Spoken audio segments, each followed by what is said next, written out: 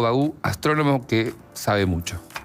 Buenas noches. ¿Cómo estás, buenas Diego? tardes. ¿Cómo va? Gracias por la invitación. ¿Qué haces, Un placer. Diego? ¿Cómo estás? Muy bien, contento de estar acá. Otra cosa que te quiero preguntar es, ¿no se ven las estrellas? ¿Te diste cuenta? No, porque es una ciudad, Ay. comparto lo que decían de Buenos Aires, que es ciudad preciosa, y hay mucha luz, como toda, Ni una como toda estrella. metrópolis enorme, y la contaminación lumínica es un factor terrible en todas las grandes ciudades, en las medianas también, ¿no? Ujú. Yo soy de Tandil, pero bueno, ya platense después de varios años de haber ido a estudiar astronomía a La Plata. Y si bien La Plata es más pequeña en tamaño que Buenos Aires, también la contaminación lumínica te impide ver el cielo. Y eso es algo que está afectando a todo el mundo. Por eso cuando nos alejamos de las grandes urbes y nos vamos un poquito más a las zonas rurales, o por ejemplo en Argentina hacia la montaña, ni hablar en el noroeste, el cielo se nos cae encima y nos agarra una emoción de verlo. Creo que cada vez que vamos para esas zonas, cualquiera, guste más, guste menos la astronomía, es cuestión de levantar la mirada y ver las estrellas que hay, e impacta realmente. Porque nos olvidamos que no se ven. Nos olvidamos. ¿No? Y nosotros somos adultos, por eso hay que, pero conocemos de alguna manera el cielo. Claro. Pero por eso hay que llevar a los más pequeñitos alguna vez, sobre todo los que nacen en las ciudades grandes, como Buenos Aires, en algún momento llevarlos al campo o a zonas alejadas de las grandes urbes para que disfruten de eso, porque es impactante. ¿Y la carrera hoy qué es? ¿Llegar a Marte? ¿Llegar a la Luna? Hay una nueva ¿Quién es? hay una nueva era espacial Sí. y una nueva carrera espacial. Ujú. Se pueden trazar ciertos paralelismos con lo que fue lo vivido en los 50 y en los 60 del siglo pasado. Sí. La nueva era en cuanto a que la tecnología avanzó tanto y cada vez más es exponencial los cambios que se están viendo, no solamente en la astronomía, sino en todas las áreas del conocimiento humano, Sí. que hace que se hayan cambiado paradigmas, ¿sí?, del acceso al espacio. Por ejemplo, toda la vida, desde que se inició la carrera espacial en los 50, se tenía, el know-how decía que los cohetes no podían ser reutilizables. ¿Por qué? Porque el estrés en términos de materiales que sufre un cohete al ser lanzado es tan grande que era imposible volver a utilizarlo. Es más, era imposible traerlo nuevamente de regreso a la Tierra. Por lo tanto, el acceso al espacio era muy vedado a muy poquitos países. Imagínense que si para ir a Europa o a Estados Unidos o lo que sea, cada vez que tenemos que viajar tenemos que comprar un avión y no sirve más. Bueno, eso era, en términos conceptuales, lo que existía en la astronáutica, hasta que la tecnología avanzó tanto y bueno, siempre cada tanto aparece un vanguardista que cambia, que rompe los planes, en este caso Elon Musk, y hizo de los cohetes la reutilización de los mismos. Y hoy eso lo copian otras agencias espaciales, entonces eso es una nueva era espacial. Y lo otro es una nueva carrera espacial entre China y Estados Unidos. Estados Unidos estuvo aletargado, desde mi punto de vista, adormecido, luego de haber ganado esa carrera lunar con la ex-Unión Soviética, y a partir de los 70, si se me permite la expresión, se achanchó. Le faltó competencia, hasta que China, no es que apareció China viene trabajando bien con el espíritu del país oriental, un país milenario, 5.000 años de historia, Ahora, viene Diego, ¿por qué se silencio, hasta que se comenzaron a ver los resultados de China en ese plan lunar que tienen. Y entonces ahora se aceleró absolutamente todo. ¿Y por qué se achanchó? Porque le faltó competencia. Cuando Estados Unidos decide ir a la Luna, que fue un motivo geopolítico, los soviéticos lo mismo, los soviéticos tenían su plan lunar, pero tuvieron varios fallos y no lo lograron. Luego que plasmaron 6 alunizajes tripulados, iban a ser 7, pero uno falló, Apolo 13, la famosa misión. Estamos hablando ya del último en diciembre del 72, ese fue el último gran viaje del ser humano, el último viaje a la Luna. La carrera lunar con la Unión Soviética estaba ganada, Estados Unidos estaba enfrascado, lamentablemente, en una guerra como la de Vietnam, con todo lo que eso implica, ya lo sabemos. Entonces no podían, sí que podían, pero había otro objetivo en el cual todo ese dinero, esa financiación que necesitaba mantener al hombre en la Luna, una carrera lunar, para ellos ya no tenía razón de ser. Y estuvieron así durante 4 décadas, hasta que, insisto, apareció China, y no es casualidad que ahora Estados Unidos, no es que cambió China, el que cambió fue Estados Unidos. Se despertó de alguna manera de ese letargo. Lo que pasa que, desde mi humilde punto de vista, hay una inercia que no se puede cambiar, y me parece que China le va a ganar esta nueva carrera lunar a los norteamericanos. Y además de la Luna, de esta carrera lunar, digamos, la posibilidad de que haya bases donde vivan seres humanos en otro planeta, como en Marte, por ejemplo, ¿cuán lejos estamos de eso? De la Luna estamos muy cerquita, a menos de 5 años. Y más por China que por Estados Unidos. Ajá. Sí. Ya estamos enfrascados en esta carrera lunar. Ahora va a ser ir a la Luna para no volver en el sentido no literal de los astronautas, sino para establecer una colonia lunar. ¿Y cuál sería el sentido de establecer una colonia lunar? Bueno, esa es una muy buena pregunta, tiene respuestas muy abiertas. Establecer una colonia lunar te permite establecerse literalmente en nuestro satélite natural, y es una especie de trampolín o paso previo a lo que es un viaje a Marte, que queda mucho más lejos, ¿sí? Es como una especie de entrada en calor. Digo, no vamos a jugar en primera división si primero no pasamos por las inferiores. Entonces, digo, la Luna queda a 3 días de viaje, Marte queda a 7 meses. Es otra dimensión totalmente distinta, y hay muchísimos desafíos, muchísimos problemas a resolver que todavía justamente no están resueltos. Para ir a Marte, para ir a la Luna estamos mucho más cerca, y tanto China como Estados Unidos están focalizando sus esfuerzos en el polo sur lunar, porque los 6 viajes tripulados, o los 6 viajes que alunizaron, ¿sí? Entre el 69 y el 72 siempre fue, por parte de Estados Unidos, siempre fue en el ecuador de la Luna. Claro. Ahora vamos a ir al polo, porque ahí hay agua. Y donde vos tenés agua, tenés líquido para mantener a los astronautas en cuanto a bebida, líquido para cultivar alimentos, y fundamentalmente con ciertos procesos químicos tenés oxígeno, tenés combustible para los cohetes, o sea, no es casual. Ahí hay algo interesante que hoy lo comentaba con Andy a partir de un libro muy bueno que es el de Michel Nieva, Ciencia Ficción Capitalista. Un libro chiquito que habla sobre cómo los grandes magnates de la humanidad están queriendo conquistar el espacio. Que la lógica es de la conquista, es la lógica del colonizador. El que llega es dueño de lo que obtiene. Y a ver, Naciones Unidas tiene un tratado que tiene un nombre muy largo, que básicamente es el Tratado de Uso Pacífico del Espacio, en el cual todos los países, o la mayoría de los países del planeta, son signatarios. Obviamente Argentina, haciendo honor a su rica historia científica y tecnológica, no solamente fue uno de los primeros países en firmar ese acuerdo. De hecho, Argentina es uno de los pioneros en materia espacial, pero como sociedad no lo conocemos. Por eso, gracias por estas invitaciones que nos permiten hablar de estas cosas.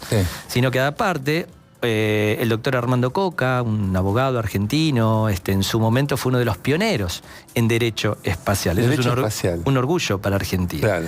Ese tratado regula de alguna manera, palabras más, palabras menos, la Luna no es de el que llega primero. Eso, o Marte, un asteroide. Ahora, nobleza obliga. Ustedes, como profesionales de la prensa, lo sabrán mucho mejor que yo. Una cosa es lo que dicen los documentos, otra cosa es, vos llegás a la Luna, llega a la Luna, Estados Unidos o China, y las Naciones Unidas. ¿Los aztecas? En Naciones Unidas, digo, yo hago este análisis, en Naciones Unidas todos somos iguales, salvo los que están en el Consejo de Seguridad.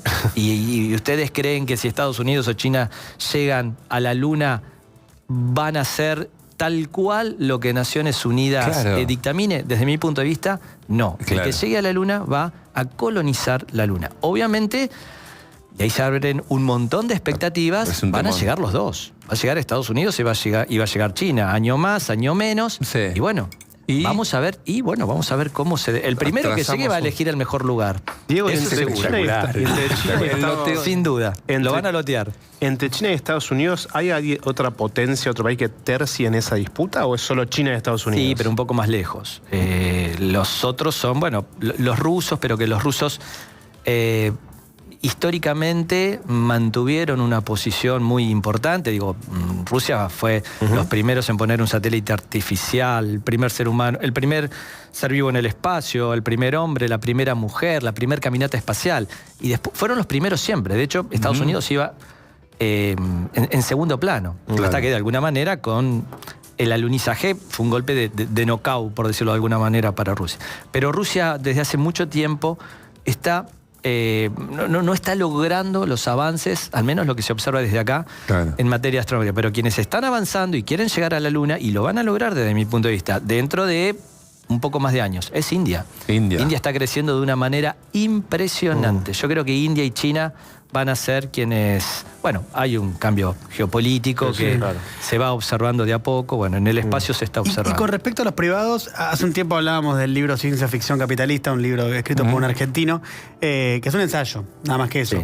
Sí. Y ahí planteaba lo de la posibilidad que algún privado, Elon Musk o Jeff Bezos, a través de sus respectivas compañías, establezcan algún tipo de base en la Luna o en Marte incluso, y que ya más evolucionado y más trabajado todo esto, si la Tierra llega a estar en un peligro todavía mayor del que ya está por el cambio climático, bueno, que aquellos que tienen el poder económico suficiente puedan trasladarse a vivir ahí. ¿Ve la posibilidad de esa réplica de la desigualdad, así como hay una desigualdad astronómica en la Tierra, y bien usada la palabra astronómica para preguntarte a vos? Es que, al menos en Estados Unidos, el cambio de paradigma es que el sector privado siempre trabajó en las compañías aeroespaciales, las gigantes, siempre trabajaron en función de los requerimientos de la NASA, ¿sí? La NASA es una mega agencia, hoy está sufriendo un recorte presupuestario histórico, realmente increíble, pero sin irme de tema,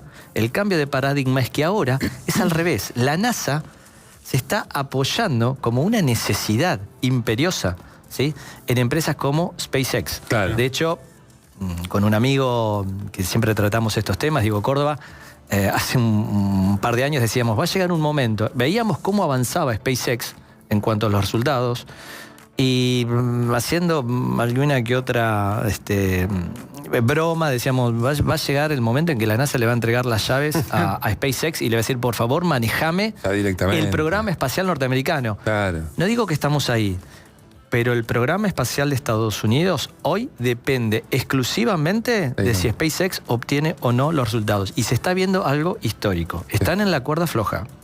Están en la cuerda floja por una cuestión presupuestaria, por una cuestión de que esto no se puede, vos no podés acelerar estas cuestiones porque estás apurado. Hay personas de por medio que se van a subir a esas naves. Vos tenés que armar todo eso, probar, lleva mucho tiempo. Es la frontera del conocimiento en cuestiones tecnológicas. Entonces vos necesitas tener... Yo lo que veo, al menos en materia espacial, que es lo que uno sigue, ¿sí? No me animaría a meterme en otras cuestiones, pero yo lo que veo es que en materia espacial de Estados Unidos, sobre todo en lo tripulado, lamentablemente no ha mantenido, los argentinos sabemos mucho de eso, no ha mantenido políticas a mediano y largo plazo. A medida que han pasado las administraciones, desde Reagan con Bush padre en adelante, cada administración ha ido cambiando el programa espacial de la administración anterior, porque en Estados Unidos tomar la bandera del acceso al espacio es una bandera que cotiza. ¿Sí? Los norteamericanos tienen, y son los únicos que fueron a la Luna. Claro. Hay un sentimiento muy fuerte con que, en definitiva, la bandera con estrellas blancas fue la única y es la única que está en la Luna. Entonces, eso pega en la población. Entonces, han utilizado eso muchas veces como motor para ganar algún que otro voto, pero claro, eso va en desmedro de poder mantener un trabajo en conjunto a lo largo del tiempo. Y ahora están apurados. Y ahora empiezan los problemas. Claro. Me impacta que Elon Musk entonces puede ser el dueño de Marte y punto, y se acabó. Está más cerca. Está mucho más cerca. Elon Musk, esto yo lo estoy contando en este momento y no lo puedo creer. Pero me tengo que basar en los resultados. Estamos lejos, pero está mucho más cerca Elon Musk con una empresa privada de llegar a Marte que la propia NASA. Totalmente. Increíble. Ese es el cambio de paradigma que se está viendo en Estados Unidos. En China... Claro, y China en esa pelea, porque hablaste de la carrera lunar, pero ¿y con Marte? China es mucho más ordenado. China es mucho más ordenado porque hay un modelo político, no hago juicio de valor alguno, en donde como las cosas no se discuten a nivel democrático como en los países de Occidente, hay un gobierno que define las políticas a largo plazo. Te guste o no te guste, vamos para allá. Y eso es lo que mantuvieron durante el tiempo y ahora tienen una estación espacial, ellos solos, solamente China, que tiene el tamaño de la tercera parte, ya casi la mitad, de lo que es la Estación Espacial Internacional, que es un complejo entre Estados Unidos, Rusia, Canadá, Japón y toda la Agencia Espacial Europea. Todo eso hicieron una estación espacial. China solo ya tiene una que más o menos es la tercera parte. A mí la Estación Espacial Internacional me parece uno de los sueños que no voy a cumplir en mi vida, que es conocerla. Yo tengo sueños que no voy a cumplir, que son llegar a la cumbre del Everest, ya no voy a llegar. Ahí ya no llegas. No, ya no llego. La luna no sé. Me tendría que poner a correr todos los días, no voy a llegar. Pero con entrenamiento podés. Sí, y te ponen tubos de oxígeno y te acompañan. Sí, cama hiperbárica y todo eso, yo ahí no creo que llegue. Pero ponele que se produce el milagro y a los 55 meto la cumbre del Everest. Ponele. Pero no a la Estación Espacial Internacional. Que para mí es un sueño llegar ahí, porque me acuerdo, lo recordé esta semana, Sigourney Weaver escapando de alguien, flotando por las estaciones. Pero déjame hacer un comentario, y esto me pone realmente feliz y ansioso. La expectativa de vida es notable, el alargamiento que va teniendo, ¿no? Ya lo ve uno en sus padres, y nosotros, o sea, la expectativa de vida se alarga cada vez más. Sí. El acceso al espacio se va a democratizar. ¿Qué quiere decir eso, Diego? Que vamos a tener mucho más facilidad, no digo de ir a la Luna, ojalá, pero ir a órbita terrestre en 20 años, 15 años, hoy ya es una realidad, pero claro, tenés que tener muchos contactos. Claro. Si no tenés ese contacto y el dinero suficiente, tenés que ser quizás una mega estrella que cotice, como Katy Perry, que le invitaron a ir al espacio. Bueno, Gonza, dicho eso, mándame fotos. Claro, fue con Laurín Sánchez también, con la esposa de fue en ese viaje. Entonces, lo que digo es, esto se va al final se va a hacer realidad lo de Menem, pero 50 años después. Hay una historia interesante atrás de eso. Hay una historia muy interesante atrás de eso. Esto se va a democratizar. Y no sé si decir, qué sé yo, nosotros, pero que nuestros hijos van a tener la posibilidad de ir a órbita terrestre, sin ninguna duda. Y eso es algo impactante. Eso es un cambio de época notable. O sea, vamos a cambiar. Tengan en cuenta que cuando nos establezcamos en la Luna, por primera vez en la historia de la humanidad, en 100.000, 200.000 años, que tiene número, redondea demasiado, 100.000, pongamos, el Sapiens, vamos a ser la primera vez que vamos a ser una especie interplanetaria. Vamos a estar en dos mundos viviendo al mismo tiempo. Eso es muy fuerte. Eso desde ni siquiera desde lo científico, de lo sociológico, si se quiere, de lo antropológico, es muy interesante. Nos va a cambiar la visión del mundo y de nosotros mismos. Tengo que cerrar la nota, pero me da curiosidad lo que querés contar de la estratosfera, el viaje a la estratosfera de Menem. Cuando se privatiza la fábrica militar de aviones, quien la compra es Lockheed Martin. ¿Por qué? Porque a Lockheed Martin no le interesaba lo que había en la fábrica militar de aviones, de hecho la desmanteló. Pero Lockheed Martin es una gigante aeroespacial de Estados Unidos. Pero, ¿qué tenían con la fábrica militar de aviones en Córdoba? Tenían una especie de puerto espacial en el hemisferio sur. Y Lockheed Martin estaba compitiendo con Boeing y otras compañías del mundo, Martin Marietta y otras europeas, por fabricar el avión aeroespacial. El avión aeroespacial era un proyecto de un avión que despegara de un aeropuerto, entre comillas, común y corriente, llegase prácticamente a la estratosfera, en donde ya prácticamente no hay aire, y descender nuevamente en otro aeropuerto. Estaba bien lo que decían todos. Pero, entonces, eso hasta ahí fue así. El proyecto de Lockheed Martin y la compra, la compra en la privatización de la fábrica militar de aviones de Córdoba. Porque es muy importante para esos proyectos tener un puerto espacial en el hemisferio norte y un puerto espacial en el hemisferio sur. Aparte, en Argentina llegás a China, salvo para los terraplanistas, pero en el mundo real llegás más directo. Hay que hacer un desagravio. Eso fue así. Estamos en un momento histórico. Eso fue así. Acá viene mi suposición. Acá viene mi suposición. en alguna reunión le han dicho al expresidente, Claro. presidente Menem, Vamos a tener un avión y vamos a despegar desde Argentina y vamos a llegar a Japón en 1 hora y media. Y claro, si el avión aeroespacial era una realidad, era cierto, íbamos a llegar en 1 hora y media. Eso es una suposición mía y lo que también es cierto es que el expresidente Menem no tuvo mejor idea que remontarnos a la estratosfera y lo mencionó en una escuela rural en Salta, nadie entendió absolutamente nada.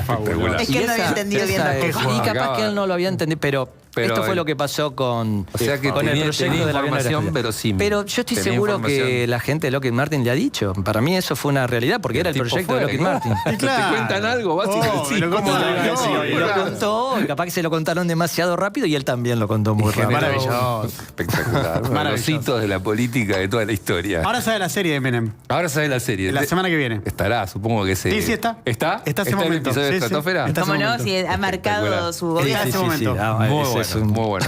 Buenísimo lo que descubrimos en el final de la charla. Pero la charla estuvo interesante, Diego, muy buena. Un Gracias. placer. Gracias por la invitación. Diego Baú, astrónomo, acerca del futuro, el espacio y nosotros. Así como filosófico y profundo.